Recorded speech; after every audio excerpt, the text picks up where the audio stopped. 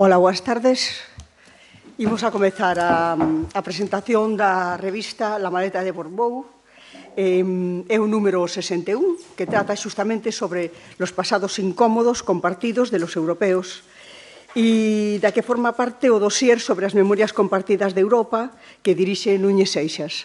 De aí que estén na mesa xustamente Núñez Seixas, Dolores Vilavedra e o director da revista, José Ramoneda. Dende o Ateneo é unha honra poder colaborar sempre na difusión de revistas deste nivel en as que contan con investigadores da Universidade de Santiago de Compostela que teñen demostrado o seu bo facer, como ven mostrando neste mesmo foro nas diferentes intervencións de quen recibiu o Premio Nacional de Ensaio 2019 por Suspiros de España, Núñez Seixas. Xunto a él está a profesora tamén catedrática Dolores Vilavedra da Facultade de Filoloxía, que tamén é asidua a esta casa e a que damos a benvida unha vez máis. Ela ten moito que decir a respecto dunha revista que ten como propósito contribuir ao debate sobre o mundo actual incorporando miradas consideradas minoritarias e periféricas. Tamén pola súa relación con esta temática a través dos estudios de literatura e memoria, literatura e historia sobre a guerra, por exemplo, non? Como pudemos ver na súa participación na exposición 80 anos, Santiago, 1936, un novo relato entre a historia e a memoria, con ao lado de 4 historiadores, aparte de conferencias e participación en congresos, etc. Bueno, da Maleta de Borbou van falar varias persoas e, polo tanto, eu non me vou deter. O que sí tería que decir é que está con nós José Ramoneda e que eu miraba na Wikipedia, pero ocurreuse a preguntarlle a unha amiga e díxome non mires aí, por favor. E dice, que é o gran pensador. O gran pensador. É o pensador deste momento, o pensador de referencia. É o xornalista, filósofo, escritor. E claro, decíame, é dos mellores analistas da situación, non? É unha referencia dentro e fora do Estado español, unha voz que se escoita tanto nun lado como no outro. El pasou por moitos lugares, escribiu para moitos medios de comunicación, neste momento podemos escoitalo na SER ou podemos lelo cada 15 días en El País, pero, ademais, foi director académico do Festival de Humanidades de Denia, foi director e creador do Centro de Cultura Contemporánea de Barcelona, e aí, como en moitos outros sitios, os avatares políticos se sitúanche ou poden cambiarche de lugar, non? O que sí é certo é que ese centro é unha referencia, foi unha referencia máis do que é neste momento e é xustamente gracias a él. A parte diso, podíamos comentar que, por exemplo, é director vamos a ver, desta revista, perdón, do Instituto de Investigación e Innovación de París. Por lo tanto, é un home tamén recoñecido fora, unha voz que se escoita tamén a nivel europeo. E, aparte deso, dirixe varias coleccións de textos filosóficos, por exemplo, en edición 62, ou de ensayo en Tusquets Editores, e ten numerosos libros. A revista tenemos que lela, tenemos que regalárnola e poder discutila, que nos sirva de debate a todos e a todas. Entonces, nada, simplemente benvidos e benvida ao Ateneo. Muchas gracias.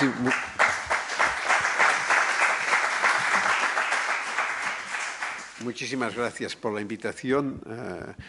Me apetece mucho tener esta oportunidad de presentar la revista aquí, porque además a través de José Manuel el vínculo es fuerte. Antes hoy lo he contado, solo yo he escrito más que tú en la Maleta de Borbou y escribo cada mes. O sea, hombre, llevas 11 artículos en 60 números, no está mal de proporción.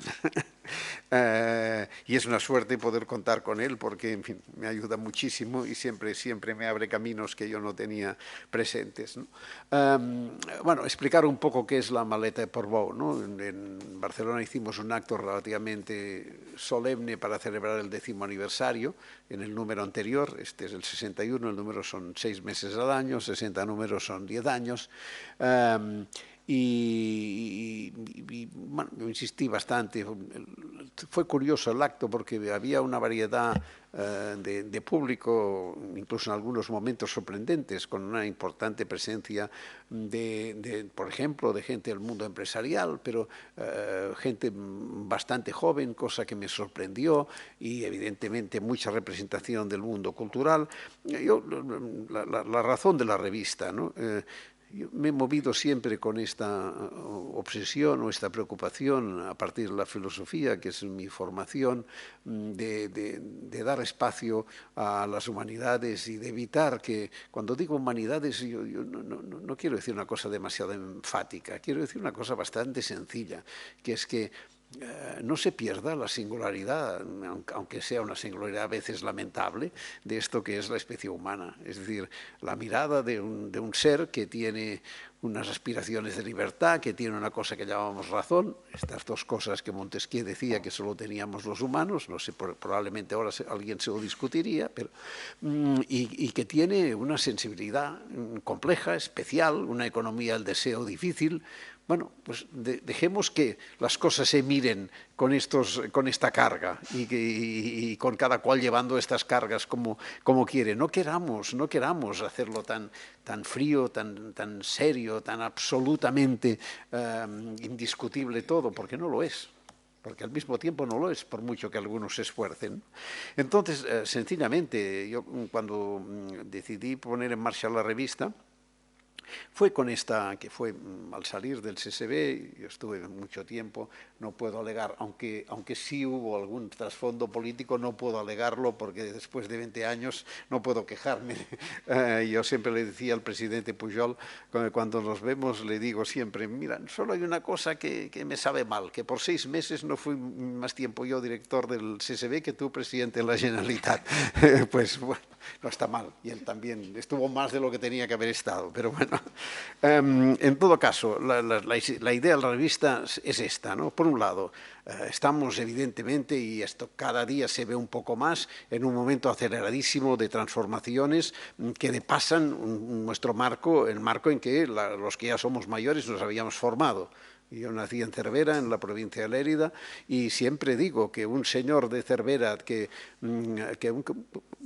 probablemente, quizás exagero, pero sin duda, cualquier habitante del siglo XIX de algún país europeo hubiese entendido la Cervera de cuando yo tenía 4 o 5 años. Y en cambio, un señor que tuviese 60 años cuando yo nací en Cervera, pues tendría dificultades para entender el mundo ahora si hubiese podido llegar a los 100 o 120. ¿No?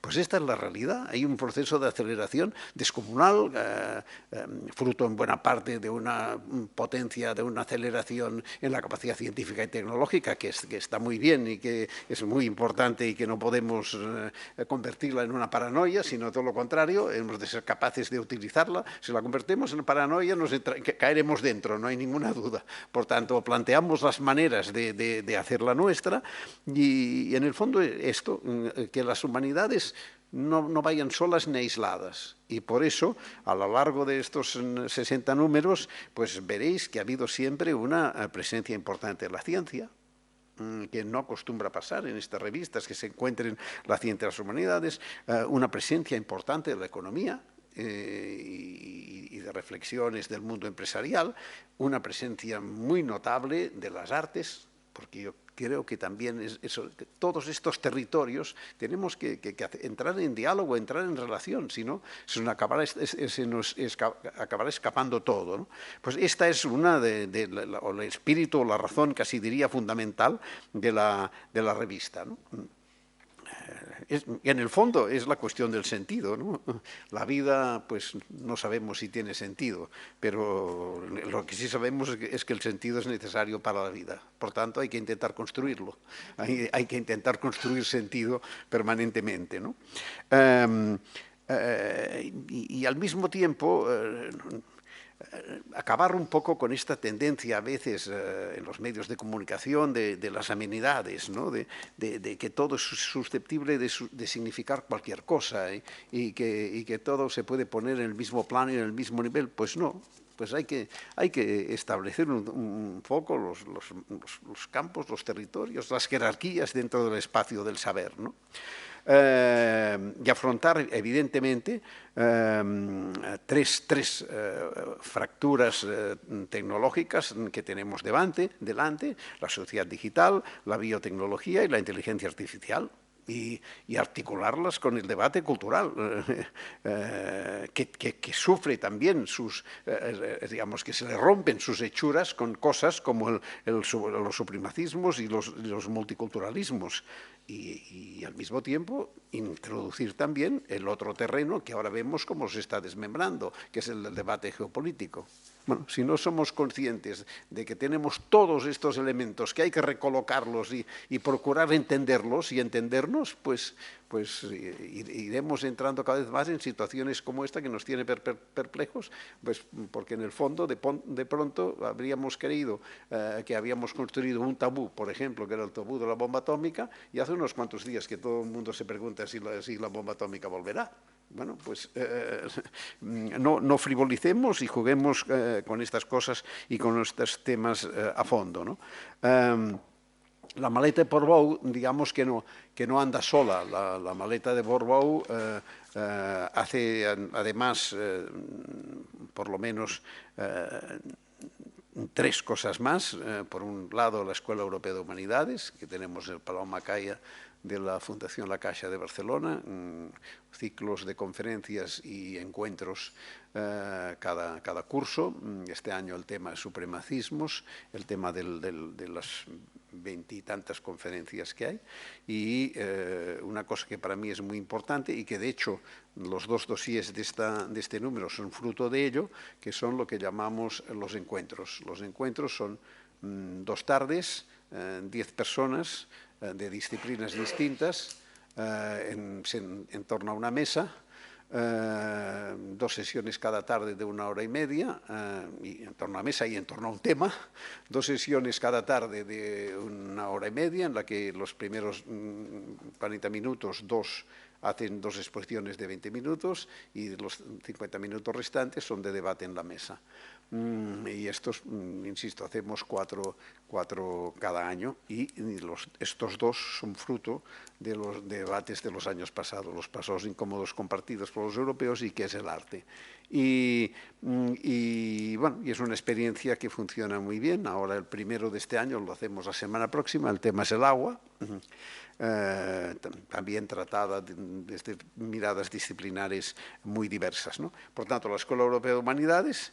La otra segunda cosa que tenemos y que es muy particular es el Festival de Humanidades de Denia, que este año hemos llegado a la segunda edición, que es sencillamente durante 3 días en la ciudad de Denia, en Valencia, en Alicante, digamos, pues se reúnen 42 personas de disciplinas y mundos diferentes a debatir cuestiones relacionadas con las cosas de las que estábamos hablando antes. Este año es mirar al pasado para afrontar mejor el presente, y pues a partir de aquí estuvo José Manuel también, pues salieron muchas cosas interesantes. Y después tenemos otra cosa curiosa en Barcelona, que es Escenas de Filosofía y Teatro, que es con una compañía de teatro que se llama La Perla, durante 3 tardes noches. De hecho son 3 días de 6 de la tarde a 11 de la noche aproximadamente.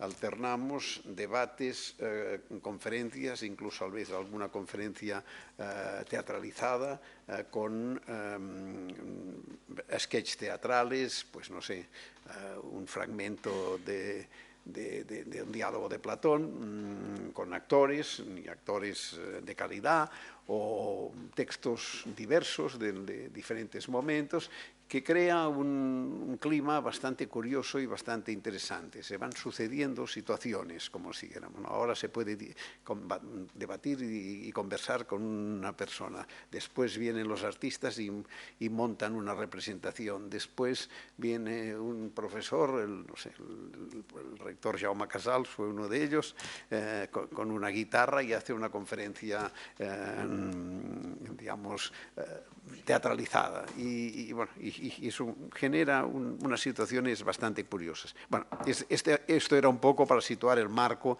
de la revista, ¿no? Ahora, por tanto, centrémonos, si os parece, en la maleta número 61, que, como he dicho, los dos temas articulares son los pasados incómodos compartidos por los europeos y qué es el arte. Sí, yo creo que ahora os toca a vosotros y a partir de aquí después conversamos todos juntos un poco, ¿no? Boas tardes. Agradezolle a Josep, pero fundamentalmente a Xosé Manuel, que foi que me convidou directamente a acompañalos nesta presentación da maleta. E, bueno, para non ser unha maneira de continuar un diálogo intelectual que vamos mantendo como podemos en distintos momentos das nosas vidas profesionais e tamén privadas. Bueno, eu quería felicitar a Josep e a todo o equipo da maleta por que creo que conseguiron, e agora que explicou esta estrutura que está detrás, entendo mellor o logro de conseguiren depurar a revista de rigores academicistas. Cando se len os artigos da maleta de Portbou, lense moi ben. E digo isto porque padezo, de alguna maneira, eses rigores de todo o que é o aparato de notas, citas e demais, que, sin dúbida, son unha garantía de rigor, pero que lastran moitas veces a lectura interesada, a lectura ociosa, a lectura, en fin, diríamos, non profesional ou non académica. Creo que a revista conseguiu, ou consigue, polo menos deste número, un ton divulgativo, tendo en conta que son temas de alta cultura, que non é en absoluto incompatible co rigor e que se agradece moito. A estrutura deste número non sei se é máis ou menos a estrutura habitual, é unha estrutura que as persoas que estivemos vinculadas en algún momento a revistas culturais, pois pode ser no meu caso con Grial, nos resulta coñecida, nas revistas de pensamento. Neste caso son dous bloques monográficos, fortes, e logo unha serie de seccións, diríamos que complementarias. Unha sección que sempre gusta moito nas revistas culturais, de pensamento e demais, son as entrevistas, dan moito xogo, aí, claro, trátase moito de acertar co perfil do entrevistado, da persoa entrevistada, tamén de quen fai a entrevista. Neste caso, a revista, o número ábrese cunha entrevista a un filósofo, Alexandre Lacroix, que reivindica o papel da filosofía. A min gustaba moito isto do protagonismo que ten a filosofía no pensamento de Josep e na revista, porque teño a filosofía na casa. Lacroix reivindica o papel da filosofía como ferramenta de construción dun discurso que poderíamos chamar, de algún xeito, actancial, un discurso da acción, que lle permita a xente actuar dentro do sistema. A análise de Lacroix, obviamente, é discutible, pero resulta moi estimulante para min a súa comparación entre actitudes antisistema radicais e catolicismo. Resultoume moi, como digo, moi estimulante, moi gráfica, porque o que el máis ou menos amosa é que no fondo son igualmente maniqueas, igualmente polarizadoras. Lacroix pensa, como tanta outra xente neste momento, Josep o dicía, a sociedade digital, pensar a sociedade digital en si mesmo casi un pouco un contrasentido por momentos, porque pensar é algo que require tempo e o digital é en si mesmo un mundo fugaz, volátil absolutamente, nesta segunda modernidade conectiva frente á primeira modernidade que Lacroix denomina separativa. El aí fai unha análise bastante interesante, naturalmente referenciada sobre algúns historiadores, sobre algúns filósofos clásicos, a partir da dicotomía corpo-alma, público-privado e demais. A onde nos leva, que a mí me interesa, é a unha reivindicación do que el chama postutilitarismo, que enlaza, non é nada excesivamente original, hai outros pensadores neste momento facendo chamadas semellantes, pero o interesante aquí na revista é que esa reivindicación do postutilitarismo, na miña opinión, enlaza moi ben coa pregunta que abre o segundo bloque da revista. Dicíamos que hai 2 bloques, o segundo é un bloque que se titula Que é el arte? Por lo tanto, pasamos desa reivindicación do postutilitarismo a preguntarnos que é el arte, ou, máis en concreto, a preguntarnos, como se pregunta, eu creo que esta chica é catalana, Gemma de les Coves. Sí. Non é francesa, bien. Gemma de les Coves. Que fago eu no MACBA fronte a un somier pendurado nunha parede? Así é como ela aborda esta pregunta que lle fai a revista. Bueno, escribe ou pensa ou fala que é el arte para ti. Bueno, ben, que é el arte que fago eu cando vou ao MACBA, como aquela cama da Tracy, non sei se era Tracy Chapman, aquela inglesa que puxo nun museo a súa cama despois de estar semanas, un aborto, de vomitar, etc. E aquelo era arte. Bueno, esta señora un pouco máis discreta e fai esa pregunta perante un somier pendurado na parede. Ou, como se fai tamén esta pregunta a Carolina Ciuti, cando é arte? O sea, que, digamos, elas intentan enfocar o asunto, na miña opinión, desde posicións epistemolóxicas moi interesantes porque nos permiten eludir algo que está casi sempre implícito neste tipo de preguntas, que é o risco do inmanentismo e do esencialismo. Ben, este bloque que é el arte inclúe tamén un magnífico artigo, na miña opinión, sobre creatividade computacional, entendida como o desenvolvemento de software capaz de amosar unha actividade que poderíamos chamar creativa. Isto é o que ese primeiro artigo explica, conceptúa como creatividade computacional e un software, polo tanto, que sexa capaz de asistir as persoas nese tipo de procesos creativos en vez de ser simplemente unha ferramenta. Ramón López de Mántaras insiste en algo no que adoitan insistir as persoas especialistas nas IAs, últimamente, nas inteligencias artificiais, que é o seguinte, que o obxectivo principal da creatividade computacional non é sustituir humanos por máquinas. Isto é algo que, en xeral, as persoas que estudan a IA desde a filosofía, desde a ética da inteligencia artificial, insisten moito.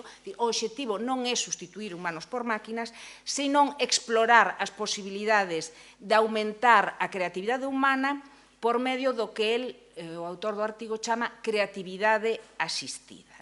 E, claro, e explica moi ben, con exemplos concretos, isto foi o que a min máis me interesou, como, diríamos, a explotación desa creatividade asistida que nos prestan as máquinas require un alto nivel de dominio do software, da maquinaria e demais.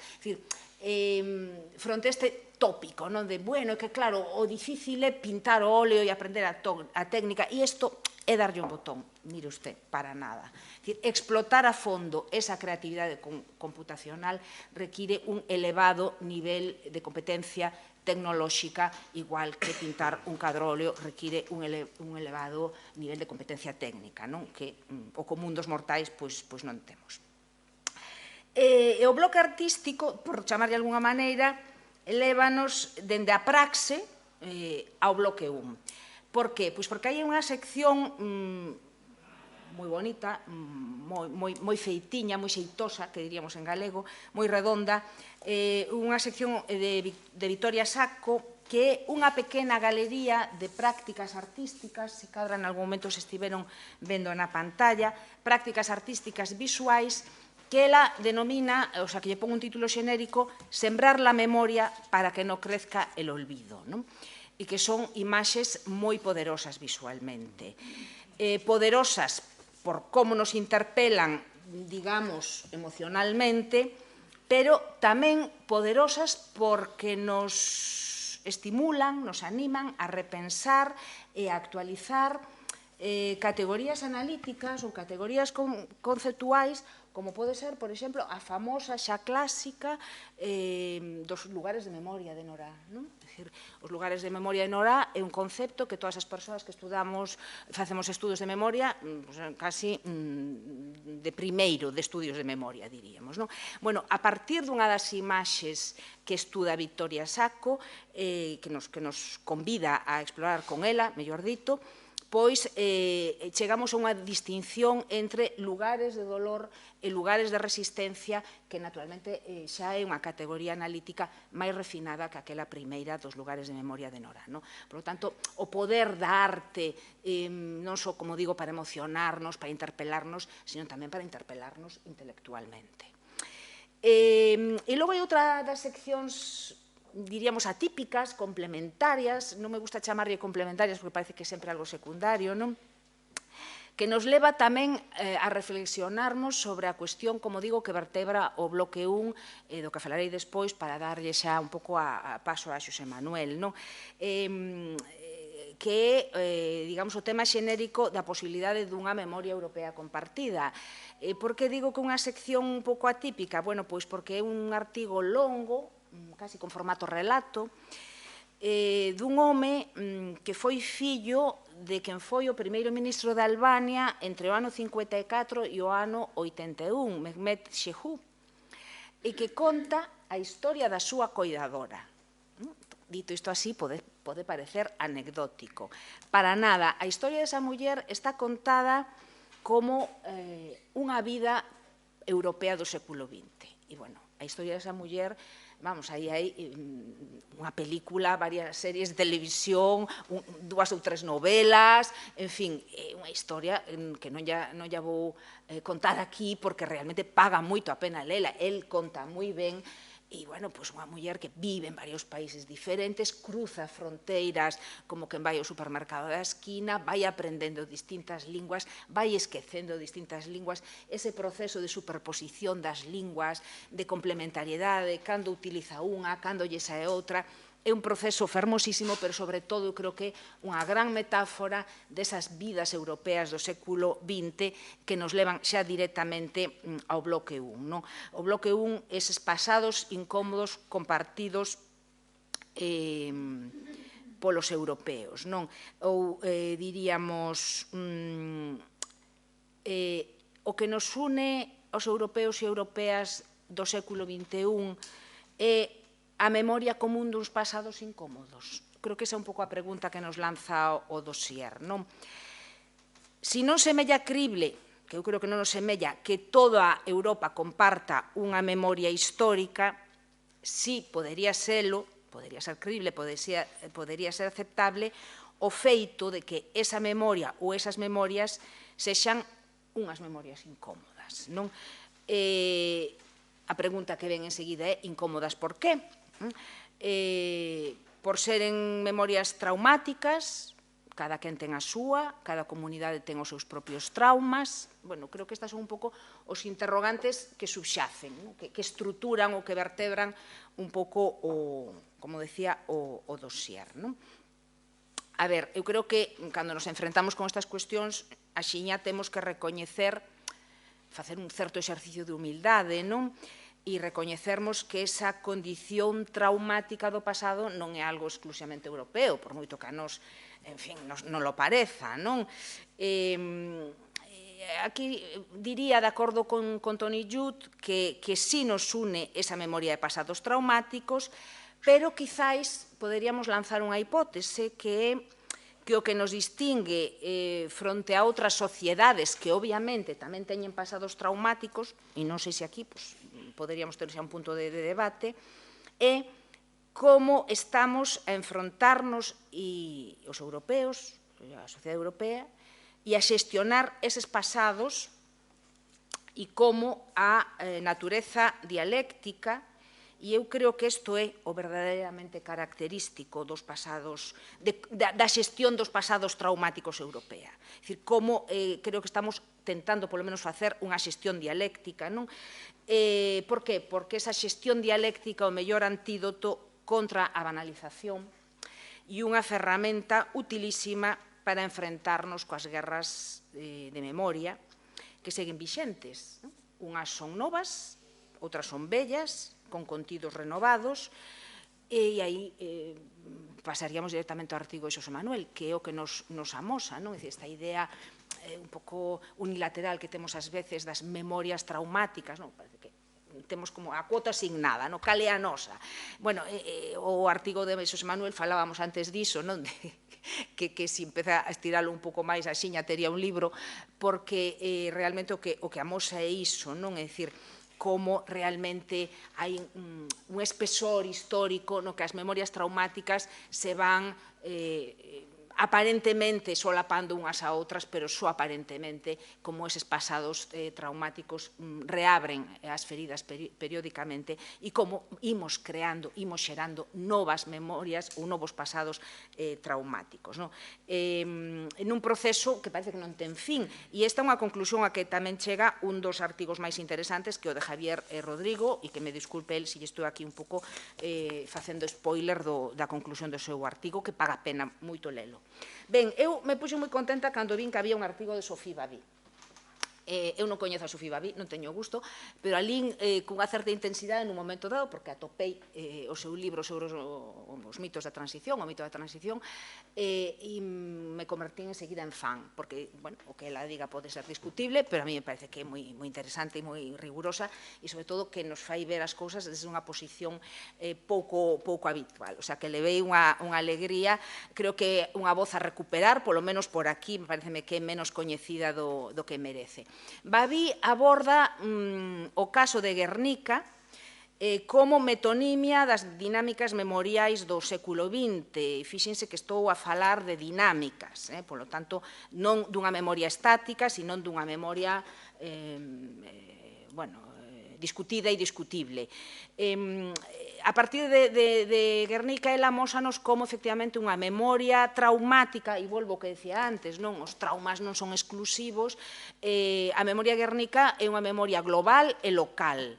É unha memoria heroica e é unha memoria incómoda tamén, non? E a Babí interésalle a tensión entre memoria e olvido. Por iso aborda o caso de Guernica e por iso aborda a partir dese caso a análise do dispositivo xurídico da amnistía como ferramenta de resolución de conflictos, co cal me parece que é un artigo de lectura imprescindible neste momento. E outro artigo moi interesante é o de José María Faraldo, que explora a posibilidade de repensarmos, mellor dito, o totalitarismo como categoría histórica e política, máis alá da súa concreción contextual, temporal, e aboga, me parece moi importante este artigo, e ademais, isto escribino hai uns días, no fin de semana, creo, e hoxe xa o pensaba, dicía, todavía ten máis actualidade, terrible, non? Como a historia se empeña ás veces en darnos a razón, era mellor que non a dera tanto. Decía que este convite a repensarmos o totalitarismo máis alá das súas concrecións temporais, contextuais, leva a Faraldo a abogar por la necesidade de cuestionar abertamente os discursos saudosistas, nostálxicos, dos pasados incómodos. El en concreto por unha cuestión, por un argumento, pola eficacia blanqueadora que teñen estes discursos pasatistas, saudosistas e demais, non? Bueno, e claro, alértanos sobre o risco, sobre a necesidade de estarmos alerta e de ser proactivos. Eu creo que despois do que aconteceu onte en Madrid, isto é que cobra, como lles decía, unha nova actualidade, tremendo, como a revista casi parece escrita para esta conxuntura.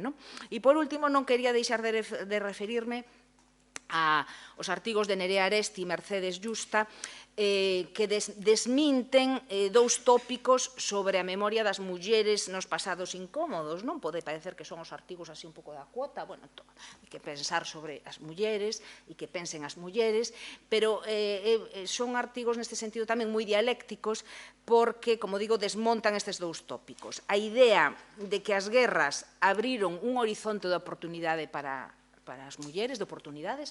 Isto é algo, un lugar común e que se ve, ás veces, nos medios, no cine e demais. O contrario, o artigo amosa como isto foi algo, en todo caso, cando aconteceu, máis ben excepcional e efémero. E o outro tópico que desmontan é a idea de que exista unha memoria homoxénea das mulleres europeas. E é algo que a autora cuestiona non porque esa memoria non teña razón de ser, que sí que a ten, non porque non exista unha memoria especificamente feminina dos traumas do século XX, que ela di que sí que existe, senón, na miña opinión, o argumento máis interesante de Mercedes Yuste é porque esa memoria, digamos, especificamente femenina dos traumas dos pasados incómodos do século XX non tivo aínda ocasión de estruturarse como tal e de constituirse en relato. Por que me interesa isto a mí? Bueno, pois porque hai, diríamos, un debate na historiografía aberto sobre o tema do relato, non? A necesidade de elaborar ou non metanarrativas e, polo tanto, eu creo que é un argumento importante de natureza incluso pragmática, en certa maneira, non para aquelas voces que cuestionan o concepto de relato. Polo tanto, bueno, xa ven que hai moito material moi interesante e, como lles decía, é un material que un tempo despois de sair a revista, uns días despois de eu escribir estas liñas, cobra unha nova actualidade, interpélanos de novo, como todo o bo pensamento non ten data de caducidade, sino que se amosa capaz de entablar ese diálogo coa actualidade. E, bueno, eu teño aquí un par de preguntas para vos para despois, pero prefiro que Xosé Manuel continúe un pouco con estes fíos do pasado incómodo. Moi ben.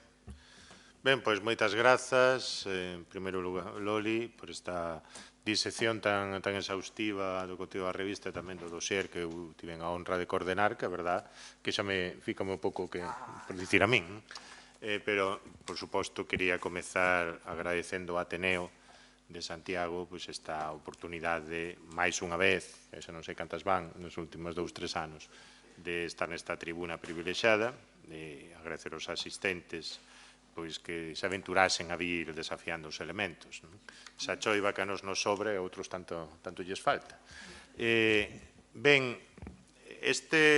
eu, dentro desta partilla de tarefas, a mí me tocaba falar do meu dossier, entre aspas, é dicir que isto tivo orixe nun convite no seu momento dunha suxestión de José Ramoneda, como moitas outras que lle devo nos últimos tempos, para celebrar un encontro na Escola Europea de Humanidades en maio pasado, días 17 e 18, lembro porque cadraba coas letras galegas, no que para falar dun tema marco, en fin, cun formato moi atractivo, que en parte se explicou, é dicir, unha sesión de mañá, outra sesión de tarde, 4 sesións, con dúas relatoras por sesión, con relatorios relativamente curtos, uns 20 minutos, e a partir de aí, arrodeados de público, non nunha tribuna e despois un público enfrente, senón, digamos, estábamos realmente atacados por todos os lados, e a idea de mesa redonda, e a partir de aí debater tamén co público, e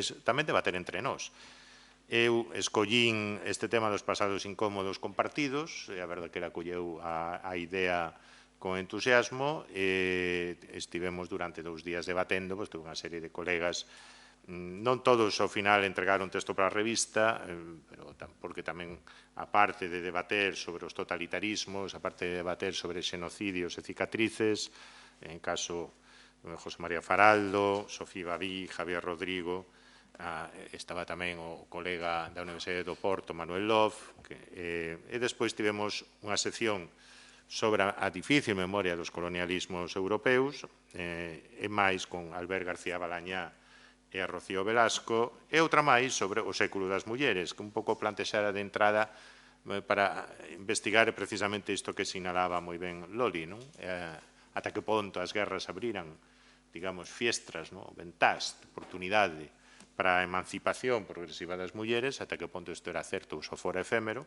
pero tamén para plantexármonos que, ben, o século XX foi un século de desastres, foi un século de guerras mundiais, onde o carácter da guerra mudou radicalmente, pasou a ter como algo preferente aos civis, que é algo que tamén a actualidade nos últimos días nos está a amosar de maneira repetida. Polo menos, podíamos quedar cun feito positivo que fora o século das mulleres. Como sempre, a resposta é, como diría Vicente Risco, a según. É dicir, comparado co século XIX, sen dúbida, pero moito menos do que, sobre todo, moito máis desigualmente repartido no mundo todo do que deberíamos. Ben, eu, a verdade, apliquei o método Johan Cruyff, cando dicía aquilo de que ele simplemente puña vos xogadores no campo, que despois eles xa se pasarían a pelota e xogaron, non? E a verdade é que funcionou moi ben.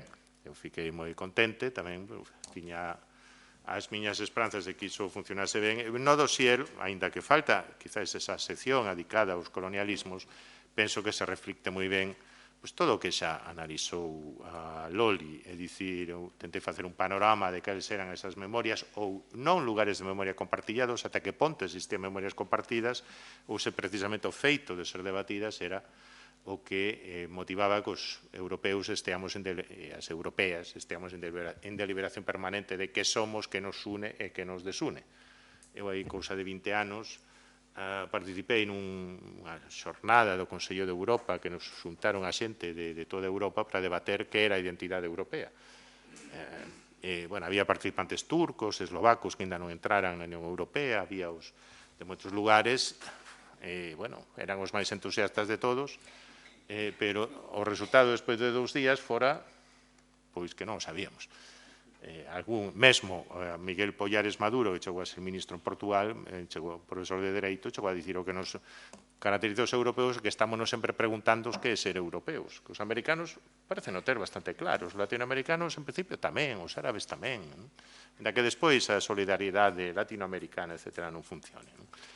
Eu sempre lembro, eu tiño meu carón un estonio ectópico, é dicir, un estonio do exilio, que non me lembro agora o seu nome, pero un señor moi característico, se buscan en internet, porque sempre leva unha paxariña. Este home fora ministro de Asuntos Exteriores, criárase en Suecia nos Estados Unidos, falaba un inglés óptimo, volvera a Estonia independente, despois do 91, cadrou que estaba sentado o meu carón, logo enteireime, este señor chegou a primeiro ministro de Estonia, en Estonia super coñecido. Cando estábamos nestas discusións, que consideraba bizantinas, díxome así polo baixo, pois está moi claro, é Europa todo que non é Rusia. Ese está, entón eu quixen de, pero a ver, iso, Ucraína, Belarus, pensou nun momento e dixo, tamén son rusos. Ese está, eu tiña enormemente claro, non? É dicir, para ele parecía claro que hai que ter un Feindbild, como digo os alemáns, unha imaxe do outro, forte, e que sen iso non hai identidade. Entón, tamén en parte os pasados incómodos dos europeos, algo que se evidencia nos artigos de Faraldo, pero tamén de Rodrigo e de Baví, o problema é que somos un continente cheo de cicatrices. Primeiro, cheo de cicatrices internas, algunhas delas aínda non sandadas de todo, o feito de que, en canto hai tensións, volvense a abrir moitas desas costuras, e vimos tamén onte, había imaxes que un pensaba, eu, polo menos, a mí lembrábame imaxes no que foi, no meu caso, a miña infancia, a transición. É dicir, realmente, con cousas novas, cousas bellas, pois ese resurdimento da bandeira carlista a mí teme absolutamente fascinado, por exemplo. Pero tamén cicatrices cara a outros continentes. É dicir, cando tentamos pechar as memorias incómodas do Holocausto, da colaboración da Segunda Guerra Mundial, do comunismo, etc., ou as diversas rivalidades nacionais internas, abrimos outro melón, obviamente, que é das débedas de Europa como poder colonial, que seguimos en pechar, que en España aínda, en xeral, está moito por debater, porque estamos moi obsesionados coa guerra civil, co franquismo, con boas razóns para iso, polo demais, non? Pero os mortos no armario, eses mortos no armario que están, digamos, no seguinte caixón, pois ainda fica moito por descubrir. O tema, por suposto, da emancipación da muller, a súa fallida emancipación, os límites á súa emancipación. Estou de acordo con Loli en que un dos avanzos, unha esperanza que nos fica é que precisamente non somos moito máis deliberativos. É dicir, realmente tomámonos en serio o que Habermas dicía da esfera pública, e somos moito máis deliberativos do que outras sociedades, do que outros continentes, que temos ainda un horizonte, digamos, de superación desas rivalidades, cosa que en outros sitios non teñen. É dicir, se un vai a China, pon a tele, está chea de películas da Segunda Guerra Mundial onde os xaponeses son malos malísimos. Seguen así, é dicir, non lles causa iso ningún problema. En Pakistán, onde os indios son os opresores de Cachemira, etc. Entón, bueno, aquí ainda, claro, se un día temos un mapa onde goberna Abascal, Orbán, Le Pen e a AfD en Alemanha, pois igual voltemos a iso. Agardemos que non, penso que hai motivos para esperanza. Bueno, isto era o que quería abordar o dossier, sempre nese estilo de alta divulgación, o que Fidel, non só a maleta, senón penso que todas as actividades da Escola Europea de Humanidades, etc. Eu non podo deixar de dicir, lembrar que a min cada vez que vou a Barcelona, estou na Escola Europea de Humanidades, nese marco incomparável do Palau Macaya, e todo isto posible, tamén grazas en parte ao apoio da Fundación La Caixa e outras empresas, unha incardinación de actividades públicas e privadas, eso me digo, o gallá, algún día, e aquí tamén tivésemos empresarios humanistas capaces de crear algo semellante, non digo igual, porque non ten por que ser igual, pero algo medianamente semellante, con fondas raíces en Barcelona, en Cataluña, pero abierta cara ao mundo. Bueno, eso era todo. Podemos seguir. Logo, empezades o diálogo vos. Antes de pasarlle a palabra. Sí, porque, bueno, pensando un pouco en todos estes asuntos, non? Todo o tema de pasados incómodos, memorias globais e demais, hai como unha memoria que é casi fundacional nesta posibilidade, de pensar os pasados incómodos máis alá das fronteiras, e parece que un acontecimiento como o Holocausto foi clave neste pensar unha posible memoria paneuropea traumática. A pregunta é, hasta que punto o que está a acontecer neste momento en Palestina pode afectar e pode determinar unha resignificación do Holocausto nestes termos de memoria patrimonial? Es difícil de decir, ¿no? Pero ti compartes un pouco comigo este temor. Eu pensaba estes días, digo, bueno, que isto igual vai ser tan poderoso que vai facer que resignifiquemos o Holocausto. No sé, a mí por generación, supongo, me cuesta imaginar una cosa que sea tan poderosa y terrible como el Holocausto, digamos, y creo que lo que ocurre en Palestina le falta mucho. Por tanto, en este sentido, creo que sería una banalización del Holocausto si le diéramos la vuelta de esta manera. Otra cosa es que, efectivamente, estamos en una situación en que lo que está ocurriendo en Palestina pues ha provocado un shock que no se esperaba. Y esto se nota muchísimo en la prensa mundial. Es decir, nadie se imaginaba que estuviésemos en un punto como este, que está haciendo que se abran interrogantes que parecían que no existían ya. A mí me ha impresionado mucho leer en muchísima prensa extranjera que ahora sí que puede explotar una bomba atómica. Yo es que no veo que esto sea una razón para pensarlo, pero que lo teníamos que haber pensado igualmente, digamos, ¿no? Pero bueno, ¿qué significa esto? Que transmite una sensación de desconcierto muy grande, que en el fondo la sensación de desconcierto va mucho más allá de Israel y Palestina. Lo que se ha puesto de manifiesto es que la gobernanza del mundo es muy precaria en este momento. para bien o para mal, digamos, ¿no? Pero antes sabíamos que si era necesario Estados Unidos pondría un poco de orden, pero no aquí ni orden ni desorden, digamos, no, más bien una extraña presencia-ausencia, ¿no? Y cómo, de hecho, todos los grandes actores están jugando esto, porque China se lo mira de lejos, no ha dado ningún, procura capitalizarlo, aprovecharlo, pero nada más, ¿no? Pues es una situación muy particular, que crea un clima cierto de que, como que hace un cierto tiempo que van pasando cosas que no responden a la lógica que nos habíamos creído después de la Segunda Guerra Mundial, pues de pronto hay un momento de impacto, porque indudablemente el impacto, la atrocidad cometida por Hamas y la respuesta israelí, las dos son de impacto, pero que en el fondo el impacto no es por cosas que en cierto nivel también ya habían pasado allí mismo, sino por la sensación de que todo está un poco descolgado y, por tanto, quién sabe si, ¿no? Y entonces van construyendo, ¿no?, esta cosa que se está repitiendo, pero de momento no pasa nada, que es ¿qué va a hacer Irán? Pues bueno, Irán de momento sigue en su sitio, haciendo moviendo cosas por detrás, seguramente y tal. O sea, se están creando unas fabulaciones, pero sobre todo, insisto, lo que me sorprende es cómo la gran prensa mundial, la más clásica, ha entrado en esta sensación de no sabemos dónde estamos, digamos, ¿no? Me parece que es un tema curioso.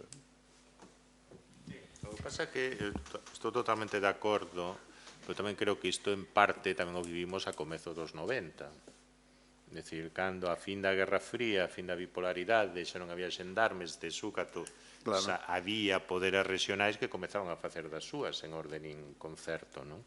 Isto, algunhas pilláronos ou colléronos máis perto e por iso nos preocupamos, como foi o caso de Yugoslavia, que tivera un impacto tamén enorme, decía algo que ocorre a 2 horas de avión. Un momento. O Cáucaso, que como nos colleu algo máis lonxe, non nos decatamos das súas dimensións. Ou a guerra no Congo, que foi a chamada Guerra Mundial Africana, non? Que como nos colleu ainda máis lonxe, bueno, pois era África, pois a opinión pública europea e americana pois se preocupou menos, pero tamén había esa mesma sensación de Estados Unidos agora mesmo pois é o hexemón, pero tampouco parece querer exercer ese rol, a Rusia de retirada e moitas armas nucleares circulando. Desde daquela, os meus alumnos, eu sempre lles digo que non hai máis que ver a evolución das películas de James Bond. As películas de James Bond nos anos 90 era algún tolo merca mísiles en a Ucraína baixo prezo e despois lle dá por soltalos por aí, non? Bueno, é certo que tamén superamos aquela situación. Yo tengo la sensación de lo que dices, precisamente es el fundamento lo que está pasando ahora. También, digamos, sí. Porque en aquel momento, ¿qué pasaba? Pues se ponía punto final al periodo de los dos bloques, digamos. Aquí todo, no pasará nada porque estamos aquí, y en aquel momento se hunde un bloque, por tanto esto se pone patas arriba. Si algo sorprende es probablemente que Estados Unidos, para decirlo así, lo aprovecha poco, probablemente por sensatez, no lo critico, digamos, pero es que ahora lo que pasa es que, abierta esta nueva etapa, llega un momento en que la tensión, y además se coloca en un punto que ya va más allá de Europa, que esto también es significativo, porque se podía quedar localizado como un problema europeo, y ahora ya no es un problema europeo. Y en cualquier caso, es raro este clima que se está creando en este momento. Totalmente de acuerdo. Tengo la sensación, ¿no? Y además, bueno, tamén respondendo a cuestión de Loli, isto xo falei con algúns presentes, esta mañá cunha xornalista alemana, pois tamén o constatábamos, que non deixa de sorprender dentro que a sensibilidade cara ao holocausto, a sensibilidade cara ao uso do conceito xenocidio, sensibilidade cara ao que foi, digamos, a excepcionalidade da Shoah, é moi diferente segundo os países. Claro, Ursula von der Leyen dubida, pero que é alemana. Entón, hai cousas que realmente lle custa moito asumir ou dicir. Na esfera pública alemana, mesmo os xornais, hablabas seguramente de Le Monde, etcétera, por exemplo, que máis leo que a Süddeutsche Zeitung e Die Zeit, están adicados día e noite a dicir jamás nos está dando datos falsos, jamás nos está facendo caer na súa trampa. É dicir, hai moita reticencia, ainda que tamén son razoables, pero moita reticencia a admitir, bueno, Israel se está pasando 3 pueblos, non? Hai moita reticencia a iso. En troques aquí encontramos co contrario, fálase alegremente de Israel como Estado xenocida, algunhas revistas falan do holocausto en directo, outros falan do holocausto de libro. Eu creo que iso banalizar o holocausto, non só o holocausto, senón outros xenocidios armenios, por exemplo. É dicir, son crimes de guerra, son atrocidades, nos lembran, además, que claro que isto tamén enlaza con unha ensinanza da guerra de Ucraína. Pensábamos que as guerras do futuro ian ser limpas, drones, etc. Bueno, ao final, para controlar un territorio, tens que mandar tropas. Sí, sí. Entón, acaban morrendo civis. E morre xente civil a eito.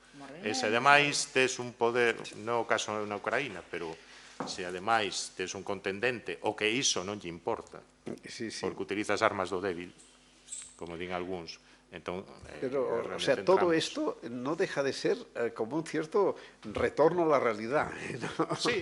Es decir, de pronto, las fantasías que nos habíamos ido haciendo de que, bueno, y ahora con las nuevas tecnologías y con no sé qué y con no sé cuántas cosas, estos problemas se resolverían de otra manera, ¿no? Pues no, a la hora de la ahorita, ¿verdad? Es lo más elemental. Sí, además, el odio y las bajas pasiones. Pero es la lección de Afganistán. Sí.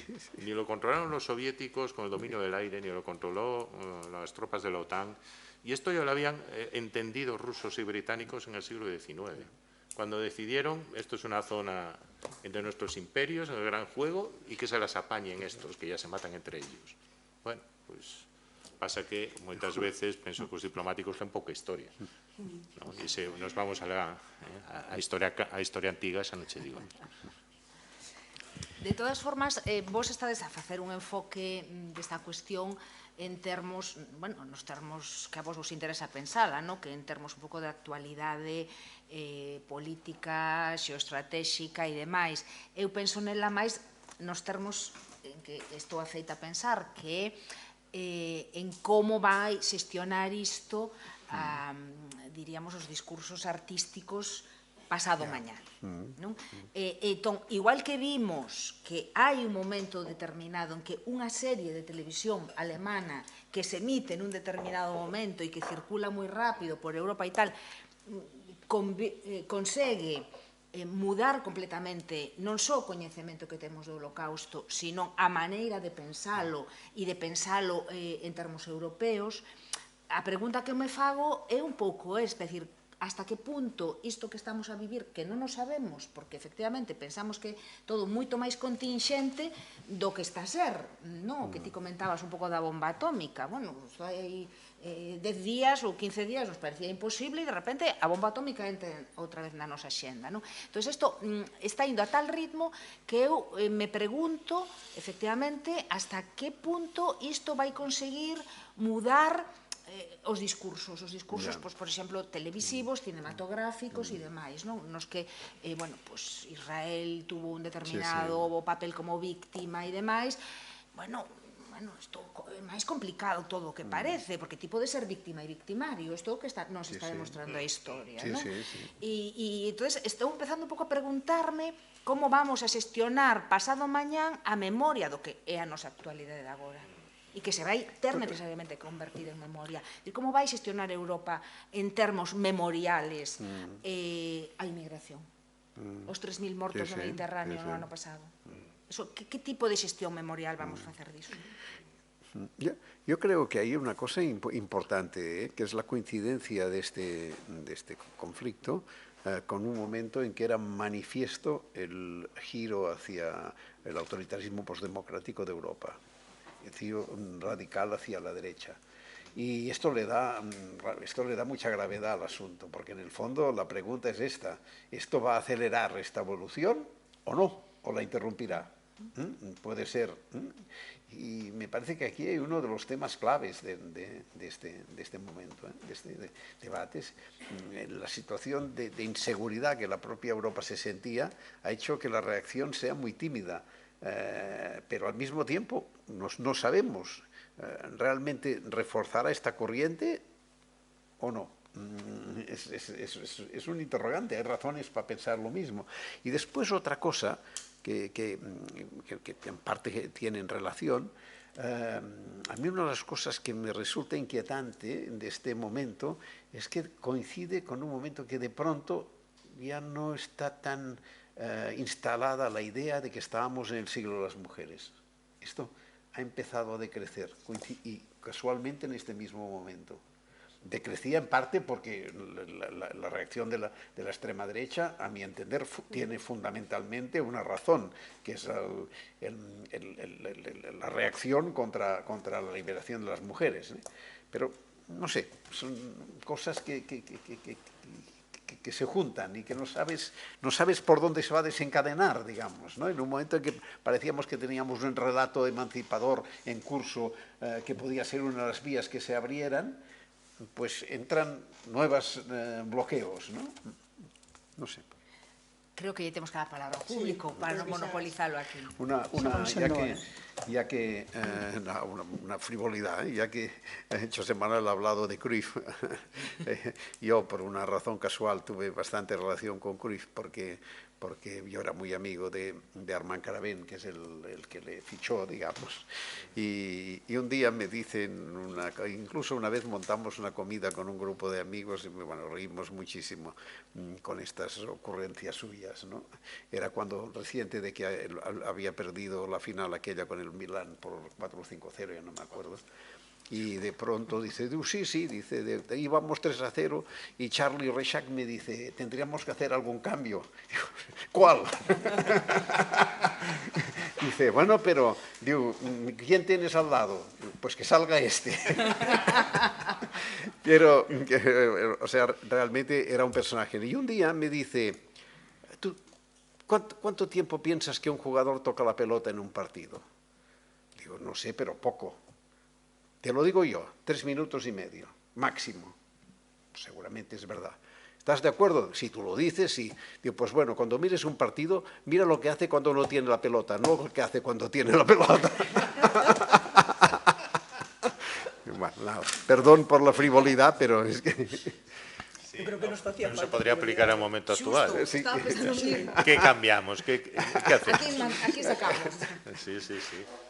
Justamente, moi ben. Pois entón é o momento do coloquio co público. Sí. Gracias. Bueno, unha pregunta que enlaza os dous temas que sacaches. O que pasa é que non teño... Hai unha cousa que sí teño clara, pero outras menos. Por que morren tantos nenos en Gaza? Quero dicir, porque están aí. Porque existen. Porque igual a mitade da poboación de Gaza son nenos. Porque hai unha política natalista de fondo islámico de xerar unha bomba demográfica nunha perspectiva milenarista.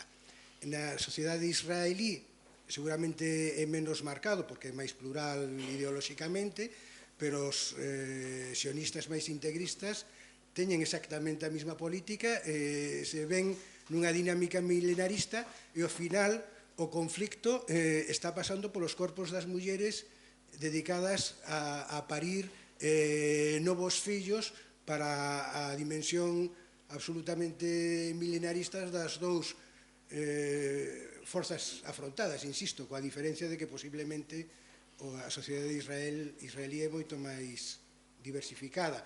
Pero quero decir que cando entramos nesas dimensións eu síntome moi lonxe de chegar a comprender as cousas. Digamos que son dinámicas que enterran as súas razóns en mundos, en lóxicas tan lonxanas, tan difíciles que bueno, tendes tema para debatir.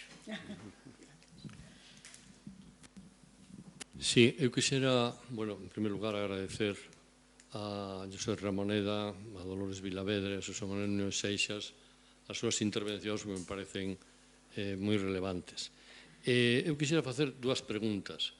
A primeira, seguramente, será para José Ramoneda, é dicir, por que do título da revista, La maleta de Porvoo? En segundo lugar, eu quixera, de alguma maneira, eses pasados incómodos compartidos por los europeos, si se pode falar deles antes da constitución dos primeiros pasos da Unión Europea. É dicir, antes do ano 56 se pode falar de que existe unha historia compartida europea. Esta é a minha resposta. La pregunta que me hace a mí es muy fácil de respuesta. La maleta de Portbou se llama así en homenaje a Walter Benjamin. Walter Benjamin, en un momento en los años 40, con un grupo de refugiados, intentó pasar por aquí con la voluntad de ir hacia Portugal y de allí saltar a Estados Unidos. Llegó con un grupo de 12 o 13 personas andando a la frontera de Portbou en un estado físico catastrófico. La Guardia Civil les echó atrás a todos menos a él, y a él le ingresaron, le colocaron una habitación, una especie de pensión que había dentro del pueblo, y aquella noche murió. Parece realmente que no fue asesinado, parece que hay consenso sobre eso, pero en cualquier caso aquella noche murió, y la mitología dice que llevaba en una bolsa un proyecto de revista que nunca después se verificó, ni se, bueno, pues en homenaje a Walter Benjamin se llama La maleta de Portbou. Bueno, das preguntas, a ver, a pregunta de Marco é que abres todo, case, acabasme de dar unha idea para un proxecto. Non, sí, porque o tema da mortandade infantil nas guerras non é algo tan estudado, polo menos para as guerras contemporáneas, para as guerras do século XX. O tema de Gaza, pois non che sabería dicir, penso que, sinceramente, hai moitos nenos, B, é un espazo moi reducido, non que estive na Franxa de Gaza, pero que todo o mundo con un espazo superpoboado. Pensemos que todo o que é Terra Santa, entre aspas, todo o que é Palestina, é un espazo moi reducido. Realmente moi reducido. Que ti subes unha cuña de Xerusalén e ves Xordania dun lado, ves un muro do outro. Están pegados. Mesmo dentro de algunhas cidades conviven, mas non se mesturan, non? É verdade que nos barrios árabes moitísimo máis nenos. Tamén nos barrios xudeus ortodoxos, non teñen os sionistas, sobre todo os ortodoxos, teñen moitos nenos. Pero hai unha lógica natalista, sospeito tamén, pero claro, estos israelíes o que che din, ainda que non dá moitas explicacións, polo que tampouco é doado saber por qué. Algúns israelíes o que che din é que hai por parte de Hamas unha política sistemática de escudarse na súa poboación civil. O seu cuartel general durante un tempo estivo debaixo un hospital. Entón, obviamente, por qué? Porque son fundamentalistas islámicos, non son Al-Fatah, non son a OLP, non son nacionalistas laicos, son outra cousa. Ainda que teñan, quizáis non son Estado Islámico, en fin, pero van por aí. Por tanto, xogan coas armas, nas guerras asimétricas, moitas veces os débiles xogan co que algúns autores chaman as armas dos débiles. Unha maneira suxa de facer a guerra que é o desprezo a toda a poboación civil. Facían os soviéticos na Segunda Guerra Mundial en algúns momentos tamén. Cando tes diante un Estado que sabes que xa non se vai a chantar, que ademais está rabioso por o tema dos reféns, e que ademais está presidido por un señor que ata hai 15 días non, pero 2 meses, tiña manifestacións polos seus proxectos de cercenar ou de limitar a autonomía do Poder Judicial. É dicir, que Netanyahu que máis se parece aos Kaczynski, a Orbán ou a Meloni. É dicir, por tanto, aí xuntas a fame a gana de comer, pero, de verdade, acabasme de dar unha idea para un proxecto. E o que comentabas antes da Unión Europea, sí, xa se falaba en termos, tentábase falar en termos de memoria europea. É certo que o horizonte da integración europea fixo medrar, digamos, estas preguntas. Pero xa despois do xuízo de Nuremberg, xa hai, digamos, chamamentos, xa se ven varios intelectuais, en Adorno e outros, reflexións sobre a conveniencia dunha memoria continental. Por que? Porque naquel momento tamén temese o que vai ser un novo mundo de hexemonía entre Moscova e Washington. Onde fica a bella Europa? Pero, obviamente, con a Unión Europea, con ese horizonte, eu penso que estas preguntas cobraron moito máis forza. Agora, tamén é verdade que o que quixemos abordar de que moitas veces non hai a memoria europea, hai diversas memorias nacionais ou memorias segmentadas por grupos étnicos, religiosos, etc. Eu engadiría o que acaba de decir Xosé Manuel e o fío de que ti decías que precisamente, así planteo como hipótese, a Unión Europea o que nos permite é construir un relato. É dicir, co que coser esas memorias traumáticas, digamos, que de alguna maneira estaban inconexas, que ademais unhas se solapan con outras, porque de repente a memoria da división azul é unha memoria evidentemente do 36 español, pero é unha memoria transterritorial que se solapa coa da Segunda Guerra Mundial, etc. Entón, eu creo que de alguna maneira o protagonismo que toma esta cuestión da memoria europea común despois da Constitución da Unión ten que ver con iso, coa posibilidade de elaborarmos, do soporte que a Unión Europea nos dá para construir ese relato. E respecto ao que ti comentabas, Marco, permitideme que vos conte unha historia. É un tema extremadamente difícil, extremadamente difícil. Se buscamos no arquivo del país, non vos sabería dicir exactamente a data, estaba aquí botando contas, quizáis no ano 2015, 2016, non antes, aparece unha entrevista cun xinecólogo palestino, moi importante, un señor que estudiara en Europa, obviamente, e que fora varias veces convocado para formar parte do goberno da Autoridade Palestina, como ministro de Sanidade e demais. Bueno, por distintas razóns, aquel señor non aceptara o cargo político, pero era, digamos, un alto cargo, unha persoa de referencia no mundo da sanidade palestina. A min esta historia que me toca directamente por vía familiar. E cando me encontro a entrevista con aquel señor no país, me quedo así un pouco estupefacta, porque aquel señor para min era o pai de Nidal, o sea, unha persoa concreta que tiña que ver coa miña vida. E o que explicaba aquel señor na entrevista era que desenvolvera unha estrategia para sacar semen dos presos palestinos que estaban nos cárceles. Parece que o sistema era que había unha determinada lei en Israel que non permitía cachear a nenos menores, non sei, falo de memoria, 6 anos, imaginade, e entón as nais ian visitar aos maridos presos cos nenos, e entón sacaban o semen agochado na roupa dos nenos que non podían, por lei, ser rexistrados.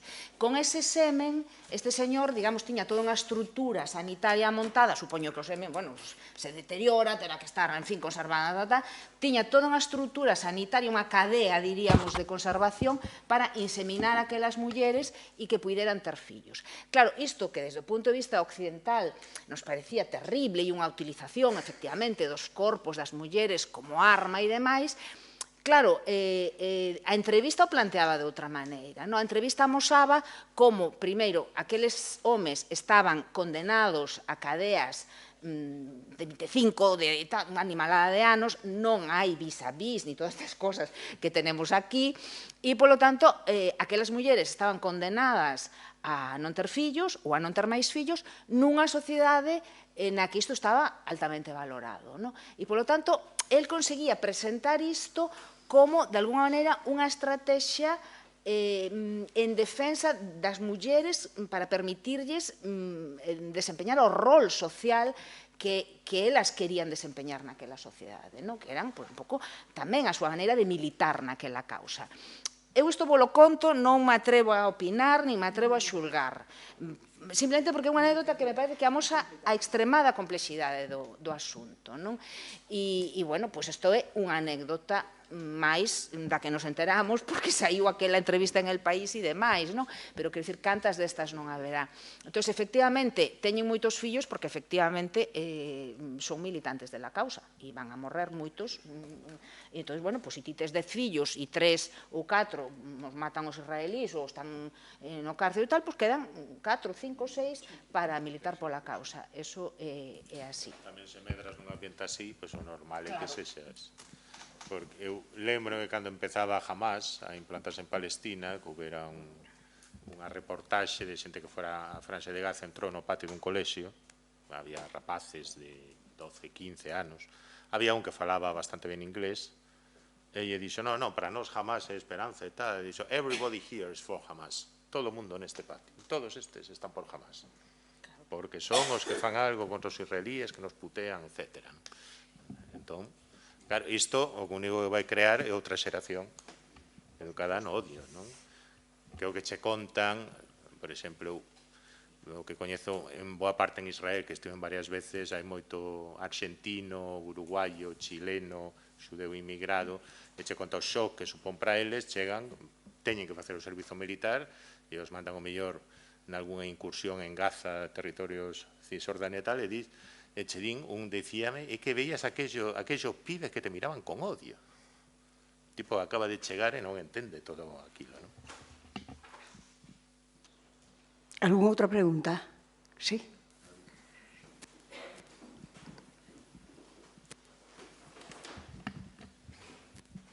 Bueno, un gustazo escucharlo, leerlo y pensar la diferencia entre un analista y un tertuliano que a veces en este país ponemos como sinónimo. No analizo a nivel alto, pero me quería centrar, que me alegró mucho, imaginé que la revista era un homenaje a Walter Benjamin. La presentó allí en el pueblo, porque el pueblo es todo ese encaje melancólico, la propia estación, la bajada, todo representa eso. Durante el verano había leído que había un proyecto, el pueblo, reconocerse como de este autor, de este pensador.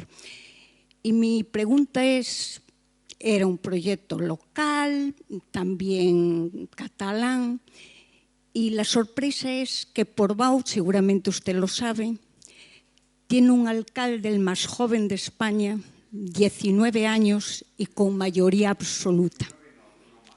Bueno, 20. Afortunadamente estudia historia, lo cual nos hace pensar que va a tener esa sensibilidad.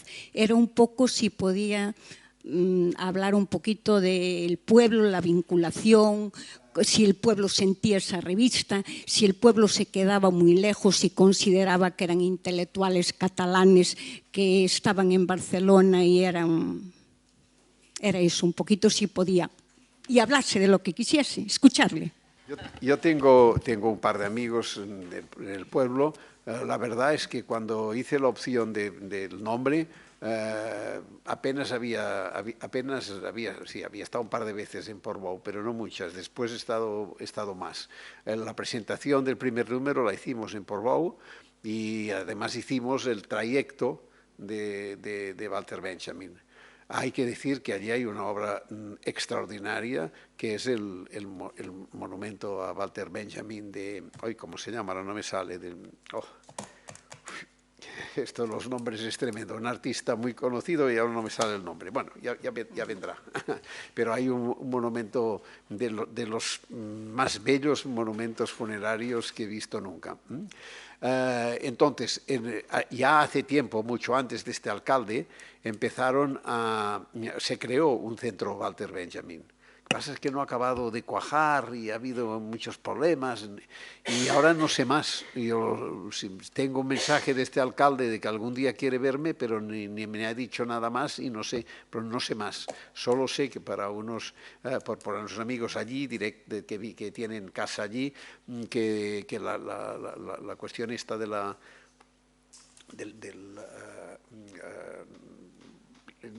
no sé cómo se llama, Centro Benjamin, está bastante apagada, ¿no?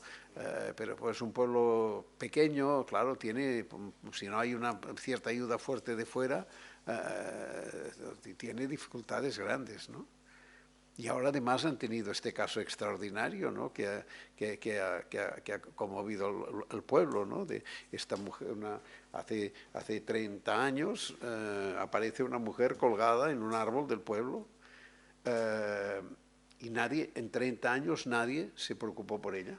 Nadie. Dani Caravan. Nadie. Dani Caravan, sí. Nadie se preocupó de ella. ¿Quién era? De pronto, hace un momento, hace unos meses, o algo más de meses, pues por una persona, un periodista que estuvo en Portbou y publicó una imagen de ella en una revista austríaca, una familia italiana dijo, pero era esta nuestra hija o nuestra hermana, no sé. Bueno, entonces se ha reconstruido y resulta que esta mujer se fue a casa de su hermana a vivir a Siena, era de Florencia, se fue con su hermana, no, a Siena, bueno, si no Siena, no, y un día se fue por la noche y ya no volvió nunca más. Parece que cogió el tren, llegó a Portbou y solo de llegar la colgaron o se colgó, una de dos. Y ahora lo que les está ocurriendo es que hay una peregrinación permanente de gente yéndose a hacer fotos en el árbol de la mujer, que es una cosa pero de todo el mundo, no de aquí y de fuera, pero una peregrinación. Yo he visto fotos y es increíble. Pero, no sé, será hora de que recuperen a Walter Benjamin, me parece. Sí. Bueno, eu creo que asistimos a un debate, a unha reunión, a algo. En realidade, ás veces, cando as persoas, aos lugares a onde van, levan consigo o que fan na propia escola europea, non, de humanidades. É dicir, aquelo de que nos comentaban, de que de pronto se reunían 3, 4 especialistas, empezaban a falar e iban saindo cousas, e os que estaban alrededor pois iban preguntando, non? Pois trouxéronos aquí, e eu creo que tivemos moita sorte. É un verdadeiro luxo poder contar con, bueno, con vostedes xa non digamos, non? Pero tamén con eles. Un verdadeiro luxo. E falando do tema que falabades antes de Israel, non? Faime gracia, pois xusto no xornal aparece unha viñeta de Xaquín Marín que di as voltas que dá a historia. Agora, os palestinos son os xudeus dos xudeus. Non? Os xudeus dos xudeus, como aquelo o máis baixo, o que vai sufrir máis, que vai desaparecer, non? Pois agora son os palestinos, decía el. Bueno, pois nada, moitísimas gracias, e eu convido-vos de verdad a entrar na páxina, da revista e entrar na páxina da escola, porque aí se ve perfectamente o que eles comentaban, non? Ese tipo de encontros, esa construción de Europa, tamén, non? Todo o que se traballa nese sentido. Y una cosa que he dado por hecha o por vista, se tendría que decir, pero que es muy importante en esta revista, es la imagen. Sí. Juega un papel fundamental, además deliberado y calculado. Es decir, claro, la imagen juega un papel. Sí. Hay pocas revistas de este género, digamos, sí, que den la importancia que claro, da la imagen. E ademais a parte de arte tamén abunda no mesmo, non? Bueno, moitísimas gracias a todos por asistir.